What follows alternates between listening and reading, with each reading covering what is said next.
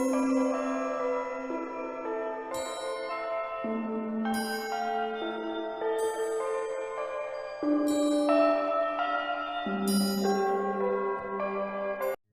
रघुनंदन, जय श्री राम। मैं हनुदास एक बार फिर से आप सभी लोगों का हार्दिक स्वागत करता हूं हमारे YouTube channel the mystery of immortal talks में। दोस्तों, आज की इस वीडियो में मैं एक ऐसे विषय पर चर्चा करने जा रहा हूं जिसे सुनने के बाद प्रत्येक व्यक्ति ज़रूर सोचेगा कि क्या मैं भी इस प्रकार की गलतियां तो नहीं कर रहा, तभी मुझे हनुमान चालीसा पढ़ने का संपूर्ण लाभ प्राप्त नहीं हो रहा है। जी हाँ दोस्तों, आज की वीडियो में हम लोग इसी विषय पर चर्चा करेंगे कि वो ऐसी कौन सी गलतियां हैं जिसकी वजह से हमें हनुमान चालीसा का पूर्ण लाभ प्राप्त नहीं होता।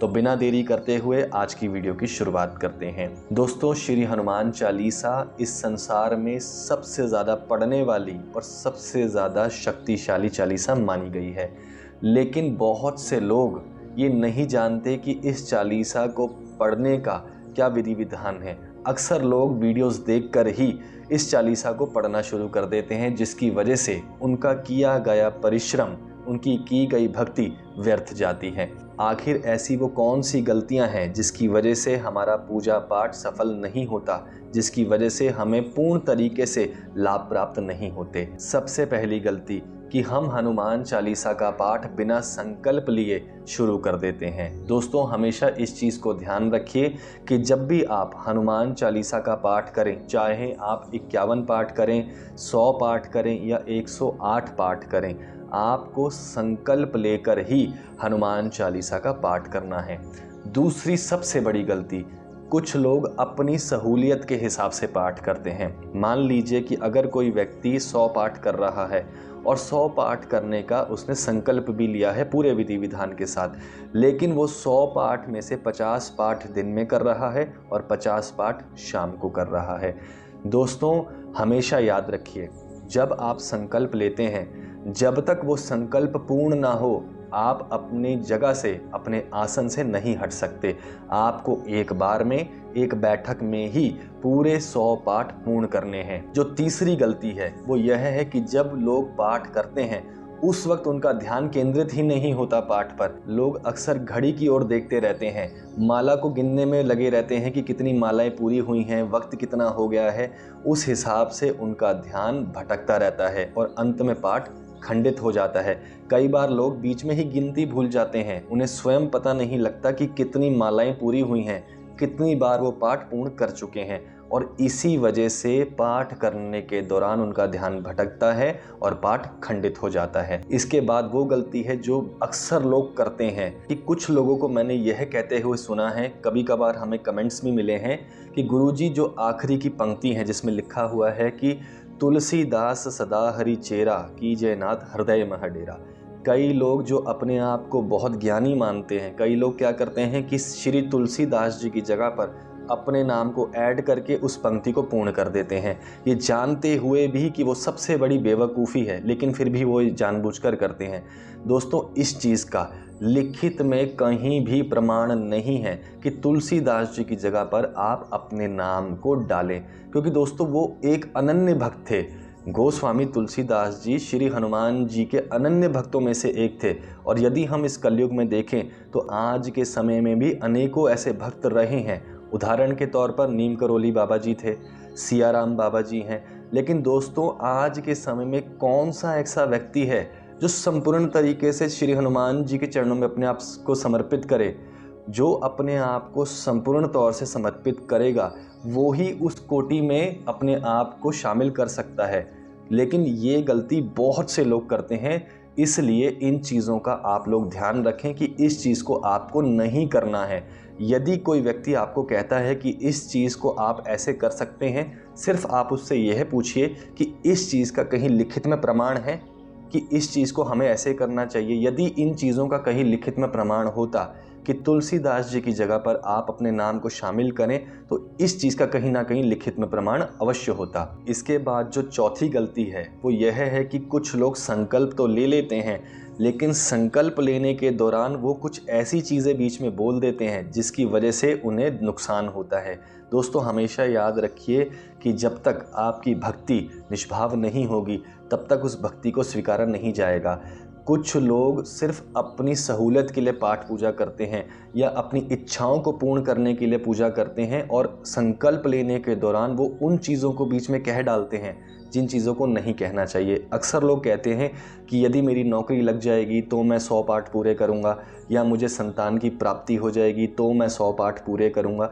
दोस्तों, हमेशा याद रखिए ये निष्भाव भक्ति नहीं है, इसमें एक स्वार्थ आ रहा है कि आप अपने स्वार्थ के लिए भगवान की भक्ति कर रहे हैं। ये सबसे गलत चीज़ है। इसके बाद जो पांचवी मुख्य गलती है वो क्या है?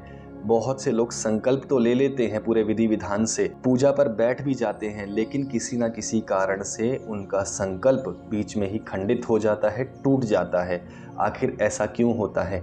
मान लीजिए कि आपसे ब्रह्मचर्य का पालन ना हो सका हो, या आपने जाने अनजाने में बाहर जाते समय कोई ऐसी चीज़ खा ली हो जिसकी वजह से आपका संकल्प जो है वो खंडित हो गया हो। दोस्तों, ऐसी अनेकों प्रकार की बहुत सी गलतियां लोग करते हैं जिसकी वजह से उन्हें हनुमान चालीसा पढ़ने का संपूर्ण लाभ प्राप्त नहीं होता। अब किस प्रकार श्री हनुमान चालीसा पढ़ने का संपूर्ण लाभ प्राप्त करें? दोस्तों, हमेशा याद रखिए कि गुरु बिना ज्ञान नहीं है। जब तक आपके जीवन में एक गुरु नहीं होगा तब तक आपको ज्ञान की प्राप्ति नहीं होगी, आपका जीवन अंधेरे में ही रहेगा।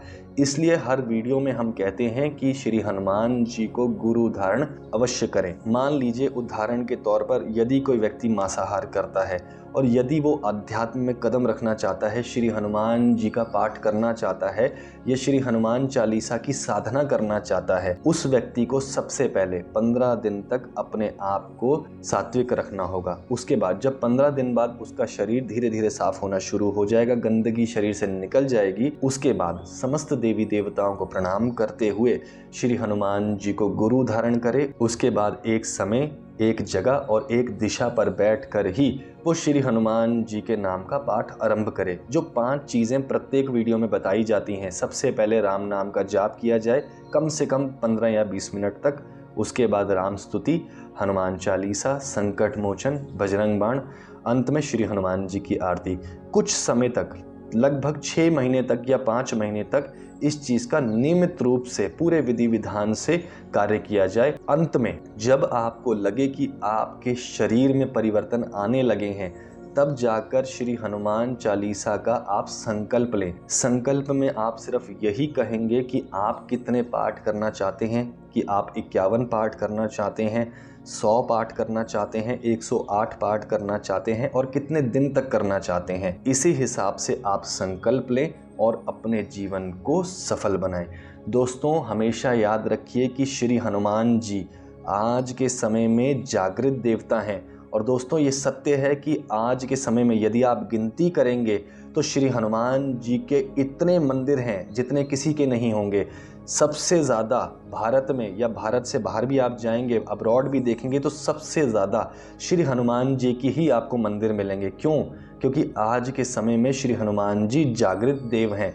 वो सबसे ज़्यादा अपने भक्तों की सहायता करते हैं और सबसे ज़्यादा जल्दी प्रसन्न होने वाले देव हैं। लेकिन लोग जाने अनजाने में कुछ ऐसी गलतियां कर बैठते हैं जिसकी वजह से उन्हें नुकसान होता है। बहुत से लोगों ने हमें बताया है कि हम पाठ पूजा बहुत अच्छे तरीके से कर रहे थे, लेकिन कुछ समय के बाद हमें उन चीज़ों का लाभ मिलना बंद हो गया और उल्टा हम लोगों का नुकसान होना शुरू हो गया। और जब हम उनसे पूछते हैं कि जाने अनजाने में आपसे क्या गलतियां हुई हैं, तो उस वक्त वो व्यक्ति पूरी तरीके से भ्रमित हो जाता है। इसलिए जो चीज़ें आज की वीडियो में आपको बताई गई हैं, यदि ये चीज़ें आपके साथ मेलजोल खाती हैं और आपको लगता है कि आप इस गलतियों को कर रहे हैं, लगातार कर रहे हैं, तो संभल जाएं, सावधान हो जाएं। क्योंकि दोस्तों, मौका सिर्फ एक बार मिलता है। यदि आप संभल जाएंगे तो आपका जीवन सफलता की ओर बढ़ जाएगा। इसलिए दोस्तों, हमेशा सावधान रहें, सतर्क रहें। जो वीडियो में जानकारी दी गई है उसे अंत तक ज़रूर सुनें, क्योंकि दोस्तों बहुत से बंधुओं के फिर बाद में व्हाट्सएप पर प्रश्न आते हैं, कमेंट्स मिलते हैं, तो हमें फिर उन बातों का बहुत अफसोस होता है कि लोग वीडियो को ढंग से नहीं देखते। इसलिए दोस्तों, इस विषय में यदि आपको कोई चीज़ नहीं समझ में आती, यदि आपका कोई प्रश्न हो, चैनल के अबाउट सेक्शन में जाकर हमारा व्हाट्सएप नंबर वहाँ दिया गया है, वहाँ जाकर आप मैसेज के माध्यम से, वॉइस मैसेज के माध्यम से आप अपना जवाब दे सकते हैं। उचित समय में आपको संपर्क किया जाएगा।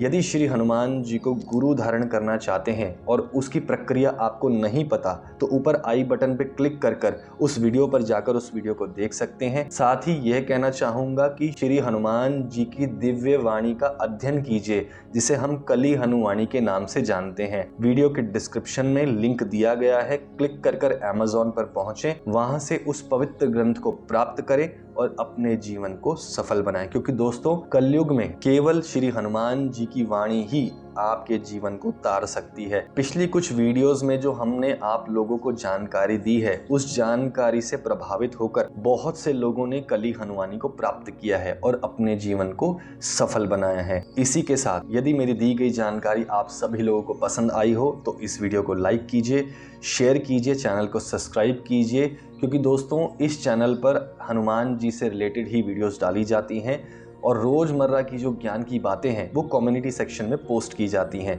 तो आप सभी लोगों से अनुरोध करूंगा कि ज़्यादा से ज़्यादा इस वीडियो को लाइक करें, शेयर करें।